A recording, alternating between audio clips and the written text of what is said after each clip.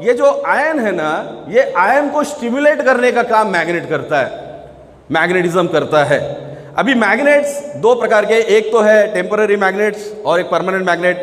एक जो मैग्नेट है ये इंडस्ट्रियल पर्पस यूज किए जाते हैं, आपने फ्रीज पर चिपकाए रहेंगे, आपके कबर्ड पर आपके चिपकाया होगा और फिर कुछ महीनों के बाद वो गिर जाते हैं। That they all are human made magnet, उसे इलेक्ट्रोफाइन प्रोसेस के माध्यम से तैयार किए जाते हैं। मैं उस मैग्नेट के बारे में बात नहीं कर रहा हूं, मैं बात कर रहा हूं neodymium bipolar medical grade magnet. ये शब्द को आप थोड़ा सा बार बार ध्यान में रखने की कोशिश कीजिए, मैं बार बार ये शब्द का प्रयोग भी करने वाला हूं। Medical grade neodymium bipolar medical grade magnets, rarest magnets found on the earth. ये जो मैग्नेट्स है ये ह्यूमन मेड नहीं है, ये नेचुरल मैग्नेट्स है। अब ये मैग्नेट्स बनते कहाँ हैं, कैसे बनते हैं, इसको मैं थोड़ी सी जानकारी आप लोगों को देना चाहता हूं। Neodymium bipolar magnet, earth is a magnet, yes और नो, डू यू बिलीव? हमारी पृथ्वी जो है एक मैग्नेट है, स्कूल में पढ़ा है, नॉर्थ पोल साउथ पोल जो भी है, अर्थ इज अ मैग्नेट। अर्थ घूम रही है, यस और नो?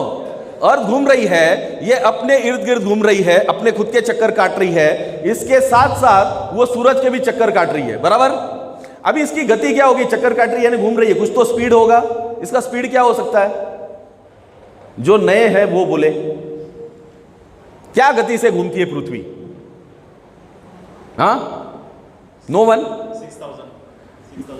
6,000 किलोमीटर बोल रहे हैं।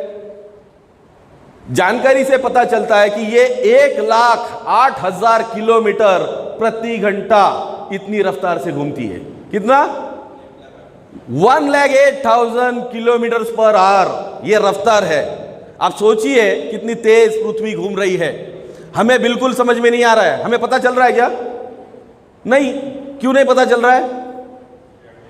ड्यू टू ग्रेविटेशनल फोर्स हमें बिल्कुल पता नहीं चल रहा है। चलो खैर कोई बात नहीं, हमें पता नहीं चल रहा है, कोई बात नहीं है।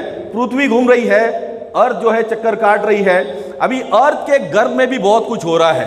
जितना समंदर हम ऊपरी तौर पर पानी का देख रहे हैं, उससे कई गुना ज्यादा गहरा समंदर उसके गर्भ में है, उसके पेट में है। वो पानी का नहीं है, वो सब लिक्विड मेटल्स है, मोल्टन आयन है, लिक्विड मेटल्स का समंदर है वो। और ये भी है ना घूम रहा है। अब ये जो लिक्विड मेटल्स है, ये घूमते समय ये संघर्ष होता है, घर्षण होता है एक दूसरे के साथ अंदर, और उसमें से जो ऊर्जा तैयार होती है उसे फ्रिक्शनल एनर्जी या फिर मैग्नेटिक एनर्जी कहा जाता है। और ये जो मैग्नेटिक एनर्जी है ये नेचुरली हमें मिला करती थी। इसका बेसिक काम क्या था, अभी आप लोगों को शायद याद होगा, आप भी जब बचपन में या फिर कुछ सालों पहले की अगर मैं बात करूं तो हम लोग नंगे पांव जमीन में खेला करते थे, यस और नो? नंगे पांव खेला करते थे। बहुत रेयर पैर में जूते या चप्पल होते थे, खास करके खेलते समय तो बिल्कुल नहीं पहनते थे। और फिर क्या होता था, वो नेचुरल मैग्नेटिज्म हमें मिला करता था। मेडिकल साइंस की जहां तक बात है, मेडिकल साइंस ये बोलता है almost 90% of disease and disorders in a human body is only because of poor blood circulation. 90% जो बीमारियां पनक रही है हमारे शरीर में, उसका रूट कॉज है पुअर ब्लड सर्कुलेशन। अभी क्या हो रहा था कि जब हमारे मिट्टी के साथ संपर्क आता था तो हमें नैसर्गिक जो ऊर्जा है, जो मैग्नेटिज्म है, वो मिला करता था, जिससे हमारे ब्लड में जो आयन है, ये आयन वो स्टिमुलेट करने का काम करता था। और स्टिमुलेशन के कारण एक जगह ठहराव नहीं होता था। जब मैग्नेट ह्यूमन बॉडी के संपर्क में आता है, एक स्टैटिक मैग्नेटिक फील्ड तैयार हो जाती है। और एक बार स्टैटिक मैग्नेटिक फील्ड तैयार हो जाए तो फिर ऑटोमेटिकली जो आयन है ये अट्रैक्ट होना चालू हो जाएगा, स्टिमुलेट होना चालू हो जाएगा, जिसके चलते वो खुद और उसके साथ जो बाकी ब्लड के जो इंग्रेडिएंट्स है वो एक जगह ठहर नहीं सकते, वो कंटिन्यूस मूवमेंट में आ जाते हैं। अभी स्टैटिक मैग्नेटिक फील्ड का सबसे बड़ा असर क्या होता है, जब ये स्टैटिक मैग्नेटिक फील्ड तैयार हो जाती है तब constant flow of blood maintain रहता है, कांस्टेंट। ऐसा नहीं होता कि आपने मैग्नेट का उपयोग चालू किया तो ये सीधा 150-200 की स्पीड से भागना चालू करेगा, ऐसा कभी नहीं होता, या फिर नीचे चला जाएगा, ऐसा बिल्कुल नहीं होता। जो उसकी रफ्तार है उसे वो नियंत्रित रखने का काम करता है। नियंत्रित, इस शब्द को आप समझ लीजिए, constant magnetic flow, constant current flow, constant blood flow, ये नियंत्रित रखने का काम है। तो इससे क्या होता है, अभी देखिए हम लोग जिक्र कर रहे थे हवा, पानी, अन्न के कण कोशिकाओं के स्तर पर जाने चाहिए, क्योंकि वही उसका ऊर्जा का स्रोत है। अगर मान लो सही समय या सही मात्रा में, उचित मात्रा में अगर इन कोशिकाओं को हवा, पानी, अन्न के कण ना मिले तो वो कोशिकाएं कमजोर हो जाएगी। और वो कमजोर हो जाएगी तो धीरे धीरे फिर टिश्यूज डेड होंगे, टिश्यूज डेड हो गए तो फिर ऑर्गन्स पर उसका परिणाम होना चालू हो जाएगा। तो सेलुलर लेवल पर सही मात्रा में सही समय में हमारी ये तीनों चीजें जानी चाहिए, हवा, पानी, अन्न। तो इसे नियंत्रित रखने का काम जो है ये मैग्नेटिज्म करता है। और एक बार ये नियंत्रित हो जाए तो सेलुलर लेवल पर ब्लड सर्कुलेशन, जिसको माइक्रो सेलुलर ब्लड सर्कुलेशन कहते हैं, ये बढ़ना चालू हो जाता है। और जब माइक्रो ब्लड सर्कुलेशन जब बढ़ जाता है तो ऑटोमेटिकली सेलुलर इम्यूनिटी है ये बढ़ना चालू हो जाती है। सेल्स की इम्यूनिटी बढ़ती है तो टिश्यूज अपने आप मजबूत हो जाते हैं, और टिश्यूज मजबूत हुए तो ऑर्गन्स जो बहुत अच्छी तरह से फंक्शन कर पाते हैं। ऑर्गन्स फंक्शन अगर सही तरीके से कर पाए तो हमारी बॉडी तंदुरुस्त रह सकती है। वी से इम्यून बॉडी, इम्यून, ओके, यानी शक्तिशाली। तो ये इसका बेसिकली काम है। तो ये पहली बात जो समझ में आई। अभी क्या हो रहा है, अभी हम लोग वो पैरों में जूते या चप्पल हम लोग डाल रहे हैं, अभी हमारा सीधा मिट्टी के साथ कोई संपर्क नहीं है, ये पहली प्रॉब्लम। दूसरी प्रॉब्लम क्या है, बाहर मार्केट में जाएंगे, बाहर कहीं भी आएंगे तो आप देखिए टार रोड्स हो गए, कॉन्क्रीटाइजेशन हो गया है पूरी तरह से। फिर बच्चों को भी अगर हम लोग खेलने भेजे बाहर मार्केट ग्राउंड में तो उनके पैरों में भी बड़े बड़े नाइके, आदिदास वगैरह सब बड़े बड़े ब्रांड के शूज आ गए, तो उनका भी मिट्टी के साथ संपर्क नहीं है। तो ये बात जब साइंटिस्ट को पता चली कि almost 90% of disease and disorder उसका root cause he poor blood circulation है, तो मैग्नेटिज्म ये जो ऊर्जा का स्रोत है इसे पुनर्प्रस्थापित किया जाए। इसको अगर हम लोग हमारे जीवन में लाए तो क्या हो जाएगा, हमारा ब्लड सर्कुलेशन ठीक हो जाएगा। अच्छा, दूसरा फायदा हमें यह होता है, यानी मैग्नेट के संपर्क में आने से पहला फायदा मैंने बताया, improve blood circulation, improve blood circulation. Second क्या है, iron is carrier of oxygen. हमारे शरीर में ऑक्सीजनेटेड ब्लड फ्लो करने का काम ही आयरन करता है। आयरन ही है जो लंग्स में से ज्यादा मात्रा में ऑक्सीजन को खींचता है। तो अगर आयरन ने अगर ज्यादा मात्रा में खींचा तो हमारी ऑक्सीजन लेवल जो है वो हमेशा ऑप्टिमम रहेगी, यानी जितने की जरूरत है उतनी हमेशा रहेगी, मौजूद रहेगी। क्योंकि ऑक्सीजन वो चीज है जो हमारे शरीर में ऊर्जा निर्माण करने का काम करती है। फ्यूलिंग का जो काम है ये ऑक्सीजन के माध्यम से तो होता है, लेकिन अगर ऑक्सीजन अगर सही मात्रा में अगर हमारे ब्लड में नहीं है तो गड़बड़ है। अब देखिए बहुत सारे लोग, खास करके कोरोना पीरियड में बहुत सारे लोगों के घर में अभी ऑक्सीमीटर भी आ गया है। तो ये जो ऑक्सीमीटर है ये हम लोग खास करके पेशेंट को चेक करने के लिए, बुखार ज़्यादा है तो हम लोग चेक करते थे, भाई इसका 95, 94, 93, 90 ये नीचे नीचे नीचे ड्रॉप हो रहा है, तो हमें समझ में आता था। अभी उस व्यक्ति को मैग्नेटिज्म के संपर्क में लाओ तो with in fraction of second है ना, उसका है ना ऑक्सीजन लेवल है ना ये 100 हो जाएगा, 99.99% बढ़ जाएगा ऑक्सीजन लेवल। क्यों?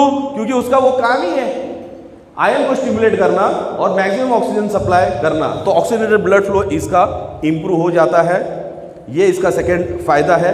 और थर्ड जो मैंने शब्द का प्रयोग किया, स्टैटिक मैग्नेटिक फील्ड, एक बार तैयार हो जाए ये इतनी मजबूत होती है कि इसके भीतर सूरज की अल्ट्रावायलेट किरणें भी प्रवेश नहीं कर सकती, इतनी ये जबरदस्त होती है, इतनी ये शक्तिशाली होती है। तो जब आप मैग्नेट का प्रयोग करते हो तो ये आपको अल्ट्रावायलेट किरणों से बचाने का भी काम करता है, या किसी भी प्रकार के जो रेडिएशंस है उसे बचाने का काम करता है। ये तीन प्रमुख कारण हैं जिसके लिए मैग्नेटिज्म का सबसे ज्यादा उपयोग हो सकता है।